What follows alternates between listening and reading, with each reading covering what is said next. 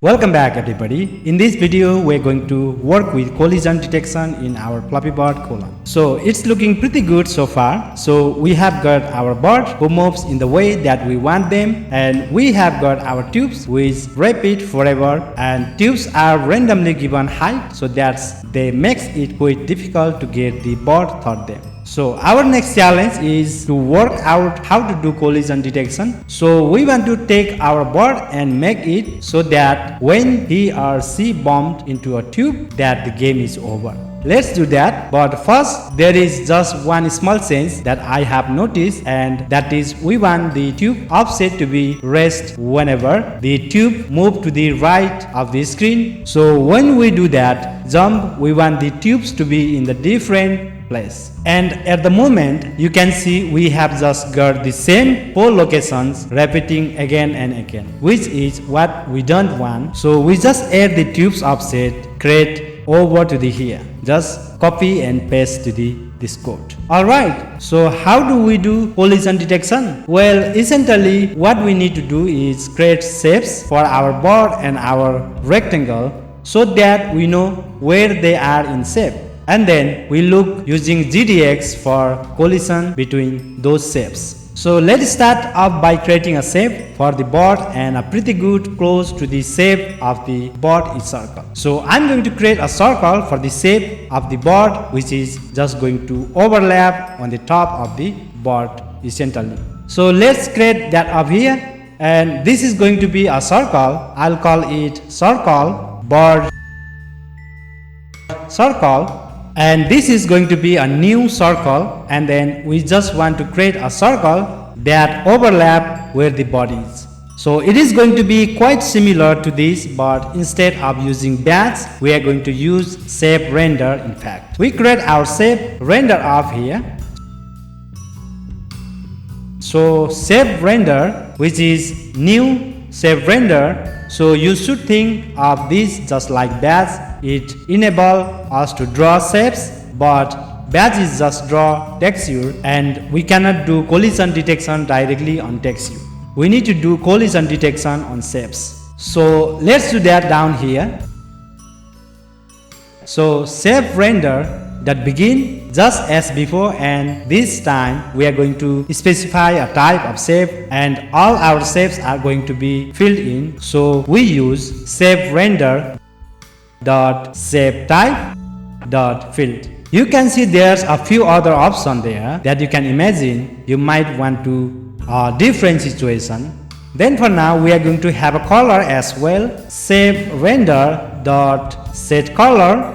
So I'll choose for blue so that we can see that our shapes are all in the right place. And then we are going to take our board circle and set it up to match the actual board itself.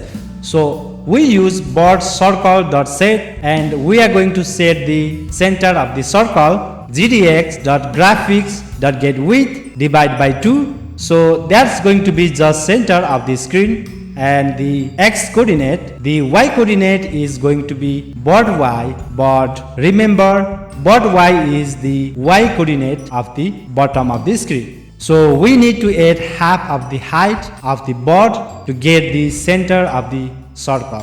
So we want board y plus board's floppy state dot get height divide by 2, and then the radius of the circle we also want to be board's floppy state dot get width. So this will give us the center of the circle.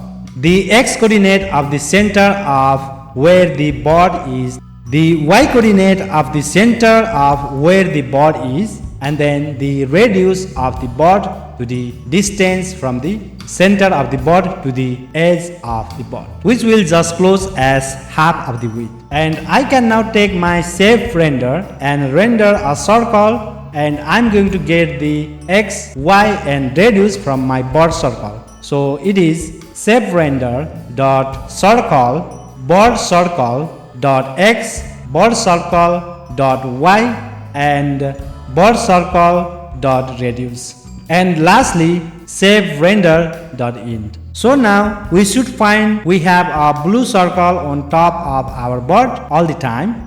Obviously we are not going to have that there permanently, but it will just show us that our bird circle is in the right place. I'm actually just going to move that up to the top, and just before we run that, there is one or two actually small changes we need to make.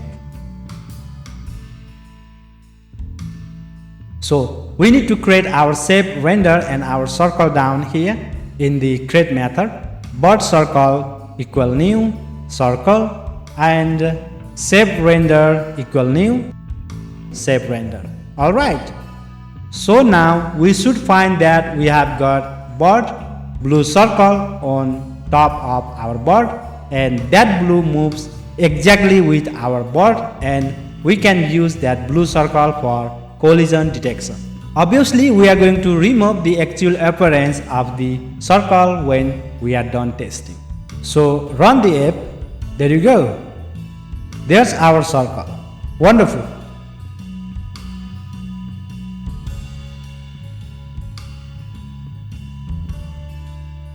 So for now, we are going to create 4 rectangles at the top and 4 at the bottom for collision detection check purpose. So I'm going to create an array of rectangles. So an array of rectangles called rectangle array top tube rectangles, and another array of rectangles called rectangle bottom tube rectangles, and then I'll define them down here. So top tube rectangles is going to be a new rectangle array, and there is going to be 4 of them in it, but I really want to use number of tubes, and exactly the same for bottom rectangles. Bottom tube rectangles, new rectangle, number of tubes there.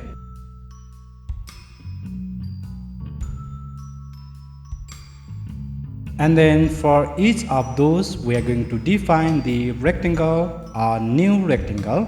So we'll just take top tube rectangles I, new rectangles. And the same for bottom tube rectangles I, new rectangle. Is a new rectangle, and that everything is correctly initialized in the create method, and then we'll actually add the location of the rectangles down here. So we do that here, and it is going to be very similar to drawing the tubes.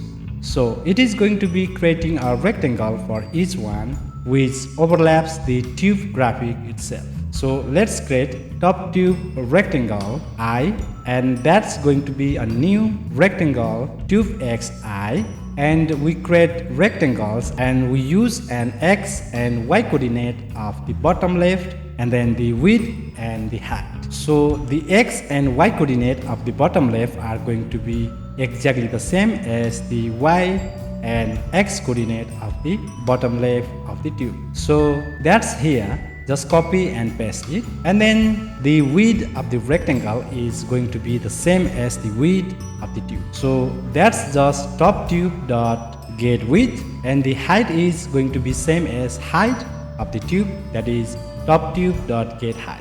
And then bottom tube rectangles I is also going to be tube xi, and then the y coordinate is going to be the same as the y coordinate of the bottom tube. So that's here, copy and paste as well.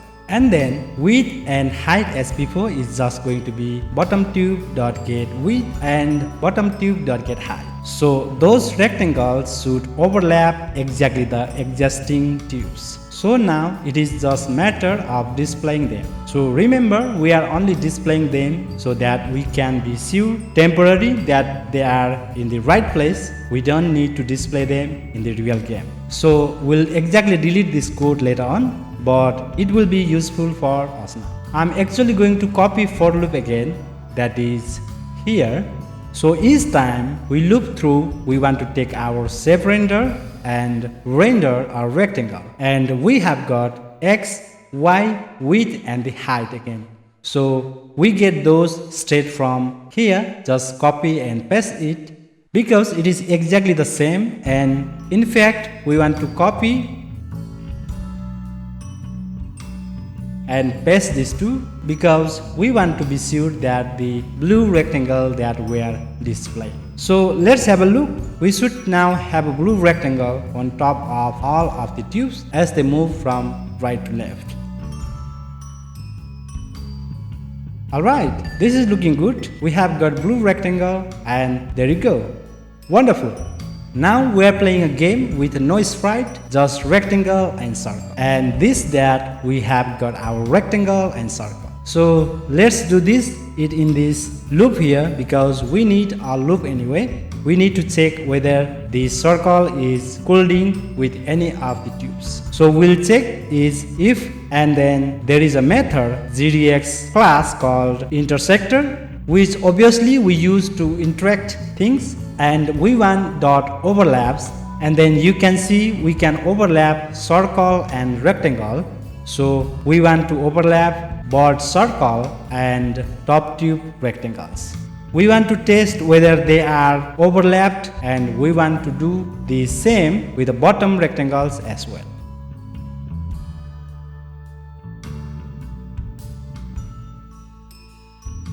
And for now, we'll just log gdx.f.log collision. Yeah. So we should now be able to detect whether the bot has collided with any of the rectangles, and if it has, we'll get a log.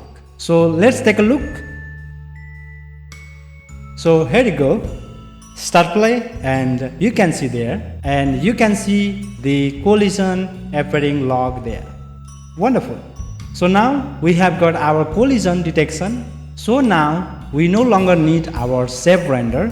So I'm actually going to comment it out, all our shapes rendered code.